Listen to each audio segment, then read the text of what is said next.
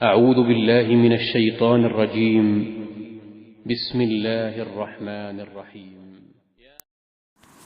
بسم اللہ الرحمن الرحیم۔ السلام علیکم ورحمۃ اللہ وبرکاتہ۔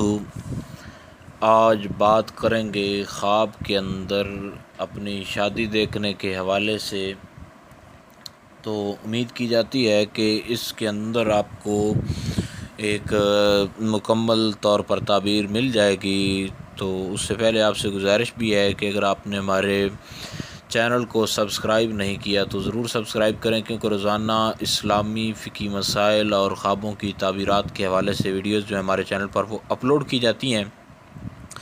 تو بلا تاخیر اپنے ٹاپک کو شروع کرتے ہیں۔ خواب کے اندر شادی دیکھنا، اپنی شادی دیکھنا، کسی اور کی شادی دیکھنا یا اپنی بہن کی شادی دیکھنا، تو یہ مکمل ایک وضاحت کے ساتھ اس پر بات کریں گے کہ خواب کے اندر شادی دیکھنا یہ ثابت کیسے ہو سکتا ہے۔ امام ابن سیرین آپ فرماتے ہیں کہ اگر کوئی خواب میں دیکھے کہ اس نے دلہن بیائی ہے لیکن اس کو دیکھا نہیں ہے، تو اس کا نام تک نہیں جانتا، یہ دلیل ہے کہ یہ بندہ مر جائے گا۔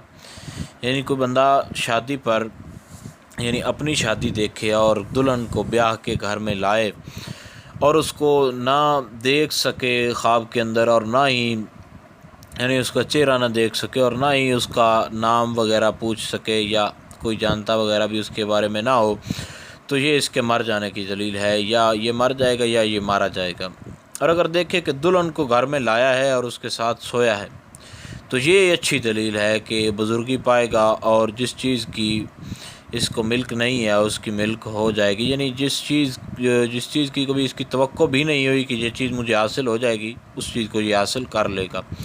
اور عورت کے خواب کے حوالے سے بھی انشاءاللہ آخر پر آپ کو بتاتے ہیں۔ ابراہیم کرمانی علیہ الرحمہ نے خواب میں اگر دیکھے کہ اس نے شادی کیا اور ڈھول ڈھمکا بانسری وغیرہ کے ساتھ اس نے شادی کی ہے، تو یہ مصیبت پر دلیل ہے، کیونکہ ڈھول ڈھمکے کا خواب کے اندر آنا یہ ٹھیک نہیں ہے۔ کیونکہ اور یہ بات یاد رکھے کہ جو چیز شرعاً ٹھیک نہ ہو وہ خواب کے اندر اکثر طور پر بری ہی ثابت ہو سکتی ہے۔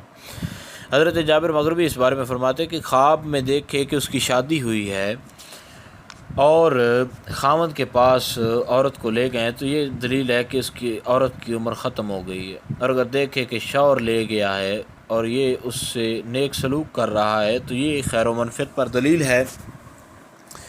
تو مزید اگر شادی کے حوالے سے کسی کو کوئی مسئلہ ہو، شادی کے ویسے مسائل جاننے ہو، ہم بستری کا طریقہ، تو مکمل طور پر وہ چینل پر جو ہے وہ پوری گائیڈ لائن موجود ہے۔ اور آپ سے آخر میں پھر گزارش ہے کہ اگر آپ نے ہمارے چینل کو سبسکرائب نہیں کیا تو ضرور سبسکرائب کریں۔ کوئی مسئلہ تو نیچے کامنٹ میں آپ سے شیئر کر سکتے ہیں۔ السلام علیکم ورحمۃ اللہ وبرکاتہ۔